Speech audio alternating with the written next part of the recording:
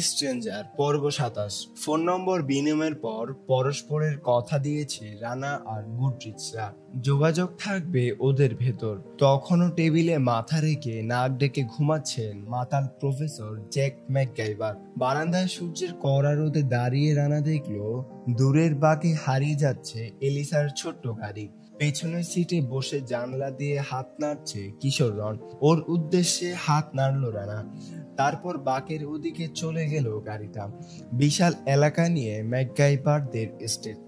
পুরনো বাড়িটাকে প্রায় ঘিরে ফেলেছে ওক আর সিকামোর গাছের ঘন জঙ্গল। নানা ডাল থেকে ঝুলছে লতা পাতা আর স্প্যানিশ মস।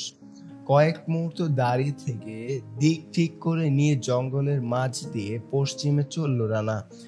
জানা নেই অদূর ভবিষ্যতে কি ঘটবে। পেটের জখমে আর জোরে টান পড়ছে না। ওর ডান কাঁধে ঝুলছে ব্যাগ। রানার বাম হাতে হ্যান্ডিং তীর ভরা তুন আর ধনুক। সাপের ছোবল থেকে রক্ষা করেছে বলে ওটা ওকে উপহার দিয়েছে কিশোর রন। ছেলেটার আন্তরিক আচরণে মনটা ভিজে গেছে রানার। একবার দুবার মানা করার পর বেচারা কষ্ট পাচ্ছে বুঝতে পেরে মৃদু হেসে তীর ধনুক নিয়েছে ও। ওটা প্রায় নিঃশব্দ এক অস্ত্র, বিপদে পড়লে হয়তো কাজে লাগবে। ম্যাকগাইভার এস্টেটের একদিকে তার কাটার বেড়ার কাছে পৌঁছে গেল রানা। একটু দূরেই সরু রাস্তা। দুপুর ঘনিয়ে এসেছে বলে ক্রমেই বাড়ছে রোদের তাপ। পরিবেশটা বিশ্রী স্যাঁতসেঁতে। গা থেকে জ্যাকেট খুলে ওটা দিয়ে ধনুক আর তুন পেঁচিয়ে বগলের নিচে ভরল রানা। তার কাটার বেড়া টপকে গিয়ে চলল সরু পথে। কোনো গাড়ির ইঞ্জিনের আওয়াজ শুনলেই চট করে লুকিয়ে পড়বে সবুজ ঝোপঝাড়ের ভেতর। পরের ঘন্টায় দুটো মালবাহী ট্রাক আর 5টা গাড়ি দেখল রানা। সেগুলোর ভেতর 3টে ক্লোভিস প্যারিশ পুলিশের ক্রুজার, অন্যটা একটা সোয়েট ভেহিকেল। বাতি জেলে সাইরেন বাজিয়ে দ্রুত চলে গেল গাড়িগুলো। রানা ধারণা করলো ভীতু কোনো নাগরিক ফোন করেছে পুলিশের কাছে। এইমাত্র আমার বাড়ির কাছে দেখেছি সেই ভয়ঙ্কর খুনি মাসুদ রানাকে। আরো 1 ঘন্টা হাঁটার পর দূরে দেখলো টিনের ছাদ দেওয়া নিচে একটা বড় ঘর। প্রথমে রানা ভেবেছিল ওটা পরিত্যক্ত, তবে আরো একটু এগোবার পর দেখলো জং ধরা সাইনবোর্ডে লেখা গ্রেগের পানশালা। বাড়ির ভেতর থেকে আসছে ক্যান্টি মিউজিকের জোরালো আওয়াজ। পলকের জন্য রানা ভাবলো এই গরমে ঠান্ডা দুটো বিয়ার পেলে দারুণ হয়, তবে ওখানে পা রাখলে খুন হবে স্থানীয়দের হাতে। বাড়ির বাইরে পার্কিং লটে 3টে পিকআপ। দুদিকের জং ভরা পুরনো 2 গাড়ির মালিকের টাকা নেই যে নতুন পিকআপ কিনবে। তবে রানার চোখ মাঝের চকচকে রূপালী নতুন ডজ র্যাম ক্রু ক্যাবের উপর। ওটার চাকা অস্বাভাবিক বড়। 1 ফোঁটা কাদা বা ধুলো নেই গাড়ির গায়ে। মালিক শৌখিন লোক। ছাতে স্পটলাইট। ঝুঁকি নিয়ে বাড়ির জানলা দিয়ে উকি দিল রানা। চট করে চিনল ডজ গাড়ির মালিককে। তার পরনে কোট, মাথায় স্টেটসন হ্যাট, পায়ে অ্যালিগেটরের চামড়া দিয়ে তৈরি বুট। সুযোগ পেলেই পাশ দিয়ে যাওয়ার সময় বারমেইডের গুরু নিতম্বে হাত দিচ্ছে সে। তবে খদ্দের বলে কথা, বিরক্তি প্রকাশ করছে না মেয়েটা। দামি গাড়ি চোর হিসেবে বিবেকের যে দংশন থাকতো সেটা কেটে গেল রানার। 3 মিনিট পর ঝড়ের বেগে চলল চকচকে রূপালী নতুন ডজ র্যাম। ওটার ফিউয়েল ট্যাঙ্ক গলা পর্যন্ত ভরা। এটা নিয়ে নাক বরাবর উত্তরে রওনা দিলে কানাডার অর্ধেক রাস্তা পাড়ি দিতে পারবে রানা। পেছনের সিটে একটা কাউবয় হ্যাট রাখা। ব্রিম কাত করে মাথায় ওটা চাপিয়ে নিল রানা। আনমনে ভাবলো তাহলে দেখা যাচ্ছে তুমি কঠিন ছদ্মবেশী এক বাঙালি গুপ্তচর। গাড়িতে আছে জিপিএস ও ডিজিটাল রেডিও স্ক্যানার। রেডিও হয়তো বন্ধুদের সঙ্গে গল্প করার সময় ব্যবহার করে ডজের মালিক। এদিকের মানুষ অনেকেই ব্যবহার করে সিটিজেন্স ব্যান্ড। একটু পর ওটা টিউন করে স্থানীয় পুলিশ রেডিওর ফ্রিকোয়েন্সি ধরল রানা। জানলো ওকে ধরতে নানা দিকে রেড দিচ্ছে ক্লোভিস প্যারিসের শেরিফ ডিপার্টমেন্টের সদস্যরা। জিপিএস ব্যবহার করে আঁকাবাঁকা এক পথে পরের গন্তব্যের উদ্দেশ্যে চলল রানা। এড়িয়ে যাচ্ছে প্রতিটা মেইন রোড। পয়েন্ট ব্লাঞ্চের বাজার লক্ষ্য করে চলছে চোরাই গাড়ি। রানা ঠিক করেছে দেখা করবে মন্টি ডয়েলের সঙ্গে। লোকটা জানেও না কেমন গাড্ডায় পড়ছে সে। রানার অনুমান যদি ঠিক হয়, চিটিমাচায় এখনো গিজ করছে পুলিশের লোক। তাদের ধারণা খুনের এলাকা থেকে বেশি দূরে যায়নি ও। মনে মনে তিক্ত হাসল রানা। চোখের কাছে হ্যাটের ব্রিম নামিয়ে স্বাভাবিক গতি তুলে এগিয়ে চলল। কেউ চট করে সন্দেহ করবে না ওকে। নানান কাজেই তো দূরে থেকে দূরে যায় লুইজিয়ানার মানুষ। পুলিশ রেডিওতে এখনো বলা হয়নি চুরি হয়েছে কোনো ডজ গাড়ি। রানা বুঝে গেল এখনো বিয়ার গিলতে গিলতে বারমেইডের পেছনে লেগে আছে ডজের মালিক। চিটিমাচায় পশ্চিমে পুলিশের আনাগোনা নেই বললেই চলে। আগের চেয়ে বেশি স্বস্তি নিয়ে পয়েন্ট ব্লাঞ্চের নির্দিষ্ট রাস্তায় পৌঁছলো রানা। গাড়ি মেরামতের হাম্পি ডাম্পি গ্যারেজ থেকে কয়েক ব্লক দূরেই রাখলো গাড়ি।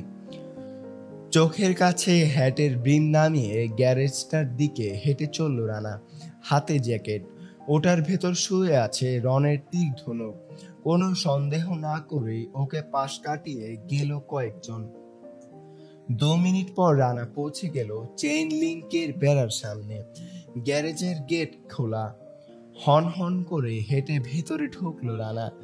আপাতত গ্যারেজে একা মন্টি ডয়েল। দুদিকে বজ্রপাতের চিহ্ন দেওয়া লাল একটা গাড়ির বনেট খুলে ইঞ্জিনের দিকে ঝুঁকে রয়েছে সে। যন্ত্রদানবটা 70 দশকের পশ্চিমায়ক ফায়ারবোর্ড অথবা শেভি ক্যামারো। আমেরিকা ছাড়া অন্য কোনো দেশে এমন হামবরা গাড়ি দেখলেও সন্দেহ চোখে মালিকের দিকে তাকাবে পুলিশের লোক। নিঃশব্দে মন্টি ডয়েলের পেছনে ছুটল রানা। বনেটের নিচে মাথা আর কাঁধ দুটো ঢুকিয়ে রেঞ্জ নিয়ে ইঞ্জিনে কি যেন করছে লোকটা। এতেই হওয়ার কথা, বিড়বিড় করলো। বনেটের তলা থেকে বেরোতে চাইলো, কিন্তু তখনও ঘাড় ধরে বেদম এক ধাক্কা দিয়ে তাকে ইঞ্জিনের উপর ফেললো রানা। ধুম করে লোকটার মাথার উপর নামালো ভারী বনেট। ব্যথা আর আতঙ্কে কেউ করে উঠল মন্টি ডয়েল। আবার বনেট তুলে তার মাথায় ফেললো রানা। পরক্ষণে তৃতীয়বার। একেবারে হতবম্ব হয়ে গেছে লোকটা। এবার এক হাতে বনেট তুলে অন্য হাতে তার বেল্ট টেনে মন্টিকে মাঝে ফেললো রানা। লোকটার হাত থেকে তার নাকের কাছেই পড়লো রেঞ্জ। কয়েক মুহূর্ত কিছুই বুঝলো না যুবক, চিত হয়ে পড়ে আছে। তারপর তার চোখ পড়লো কঠোর চেহারার মাসুদ রানার উপর। চোয়াল হা হয়ে গেল ডয়েলের। বিড়বিড় করে বলল, হে ঈশ্বর, কি সর্বনাশ! দুহাত বুকে বেঁধে গাড়ির গায়ে হেলান দিয়ে দাঁড়ালো রানা। নরম সুরে বলল, মনে পড়লো আমাদের দুজনের পুরনো একটা হিসাব নিকাশ বাকি রয়ে গেছে, তাই ভাবলাম একবার দেখা করে যাই। ধর্মর করে উঠে দাঁড়াতে গিয়ে পা পিছলে আবার মেঝেতে পড়লো মন্টি ডয়েল। পরক্ষণে প্রায় লাফিয়ে উঠে দাঁড়ালো। এখন তার হাতে ভারী রেঞ্জ। চোখ থেকে ঝরছে তীব্র ঘৃণা। রেঞ্জ উপরে তুলে 2 পা এগুলো সে। ভেবে গদার মতো হাত করে রানার মাথার উপর নামাবে ওটা। খুব গতিতে রেঞ্জটা এলো রানার দিকে। যুবকের বড়ই বিচির মতোই ছোট্ট মগজটা হামলার কথা ভাবার আগে রানা জেনেছে এরপর কি করবে সে। রেঞ্জ আসার আগে অন্তত 3 বার মনে মনে হামলা ঠেকাবার রিহার্সেলের সুযোগ পেয়েছে ও। রেঞ্জ ধরা টেরিয়ারের ডান হাতটা বাম হাতে ব্লক করলো রানা। তার মুঠো থেকে ঝটকা খেয়ে দূরের মেঝেতে পড়লো ভারী রেঞ্জ। ততক্ষণে রানার ডান হাতের ঘুষি গেঁথে গেছে ডয়েলের গলায়। কাটা কলা গাছের মতো ধূপ করে মেঝেতে পড়লো যুবক। দম আটকে গেছে বলে গলা থেকে বেরোলো গড়গড়া করার মতো বিদঘুটে আওয়াজ। ডয়েলের ঘাড়ের উপর পা রেখে নরম সুরে বলল রানা, পাগলামি করো না ডয়েল, শক্তি খাটিয়ে কোনো লাভ হবে না। ওই ডিপার্টমেন্টটা আমার। কি চাও? ডান হাত চেপে ধরে ফুপিয়ে উঠল ডয়েল। এমন ভাব করছে হাতটা যেন ভেঙে গেছে। কোথা থেকে এত বড় সাহস পেল?